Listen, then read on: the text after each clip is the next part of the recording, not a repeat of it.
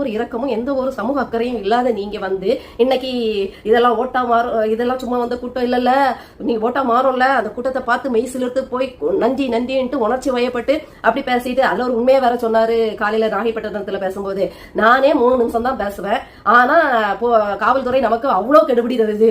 20 நிமிஷம் தான் பேசணும், 15 நிமிஷம் தான் பேசணும், கையை இதுக்கு மேல தூக்க கூடாது, மக்களை பார்த்தா சிரிக்க கூடாது, ஜன்னலை திறக்க கூடாது, தலையை காட்டக்கூடாது, வேன்ல இருந்து இறங்கி கீழே நீங்க வரவே கூடாது, இறங்கிதான் பாருங்களேன், உங்களை கை காலா பிச்சு கை கண்ணு காது மூக்குன்னு தனித்தனியா பிச்சு எடுத்துரும் இந்த குரங்கு கூட்டம். இறங்கிதான் ஒரு தடவை பாருங்களேன்.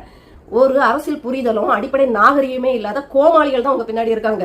ஒரு தடவை நீங்க தைரியமா உங்க தைரியத்தை நீங்க தான் ரொம்ப துணிச்சல்காரராச்சே, நீங்க தான் தைரியமான ஆளாச்சே. ஒரு தடவை அரசாங்கத்தின் கட்டுப்பாட்டை மீறி வழக்கு வாங்குறது தான் எங்க அண்ணன் சீமானுடைய வழக்கமே. நீங்க ஒரு தடவை இந்த காவலர்கள் உங்களுக்கு கொடுத்த கெடுபிடியை மீறி, அந்த கட்டுப்பாட்டை மீறி ஒரு தடவை இந்த கூட்டத்துல இறங்கி தான் பாருங்களேன். திருப்பி நீங்க முழுசா ஏற முடியுமான்னு நாங்க பாத்துறோம்.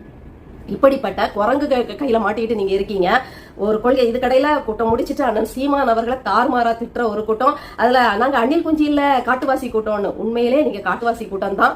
ஏன்னா ஓனு ஊழ விடுறதாகட்டும், அந்த கொடி ஒரு கொடிக்குரிய மதிப்பு தெரியாது. கொடிங்கிறது தோல்ல போடணும் இல்லைன்னா கழுத்துல போடணும், அது கூட தெரியாம அது தலைவருக்கே தெரியல. அவரே வந்து ரவுடி மாதிரி அந்த சினிமா படத்துல நாயகன் வந்து கிடைக்கிற ஒரு துண்டு அப்படி கெட்டிக்கிட்டு அப்படி கெத்தா வந்து அடிக்கிற மாதிரி இல்ல ஏதோ பண்ற மாதிரி காட்டுவாங்களா, அதே மோடுல இங்க வந்து அவருமே அப்படிதான் கட்டிக்கிட்டு அந்த கொடிக்கு கொடுக்க வேண்டிய மதிப்பு அவரே கொடுக்காதப்ப நீங்க எப்படி கொடுப்பீங்க? பாந்தமா போட வேண்டிய அந்த கொடிய நீங்க ரவுடி மாதிரி தலையில கட்டிக்கிட்டு பொம்பளை பிள்ளைங்கள்ல இருந்து எல்லாரும் கூசாம சீமான் துருப்பிடிச்சு போனவரு மக்களுக்காக, இன்னைக்கும் மக்களுக்காக, அதாவது ஆனவர்கள் டிஎன்பிஎஸ்சி குரூப் தேர்வுகள் எழுதுறாங்க, அதுல முறைகேடுகள் நடக்குது. அதுல வந்து எத்தனையோ வருஷமா ஏற்கனவே எழுதி பாஸ் ஆகி அதுக்கு தகுதி வாய்ந்த அட்டவணையில இருக்கிறவங்களுக்கே இன்னும் வேலை கொடுக்கல.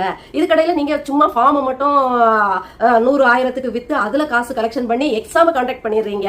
அது எதுக்கு? இந்த எல்லாரும் ஆசைப்பட்டு எழுதி இப்ப 3000 பேருக்கு தான் காலி இடம்னா 30 லட்சம் பேர் வந்து எழுதுறாங்க. அப்போ அதுல நீங்க வந்து அந்த ஃபார்முக்கு உண்டான அதுக்குண்டான கட்டணங்கள் வசூலிச்சு அதுல வந்து நீங்க வந்து காசு தான் சம்பாதிக்கிறீங்களே தவிர வேலை போட்டு கொடுக்கல. ஏன்னா ஏற்கனவே 2 செட்டோ 3 செட்டோ எழுதி தகுதி மதிப்பெண்கள் வாங்கி தகுதியானவர்களா வேலைக்காக காத்துட்டு இருக்காங்க. அவங்களே இன்னும் போடல. இவங்களை போடாம எதுக்கு இப்ப இந்த தேர்வு வைக்கிறீங்க? அப்ப உங்களுடைய நோக்கம் என்ன? எதையாவது ஒண்ணு பண்ணி கட்டணம் வசூலிக்கணும். வசூல் ராஜாக்களா தான் இருக்கீங்களே தவிர வேற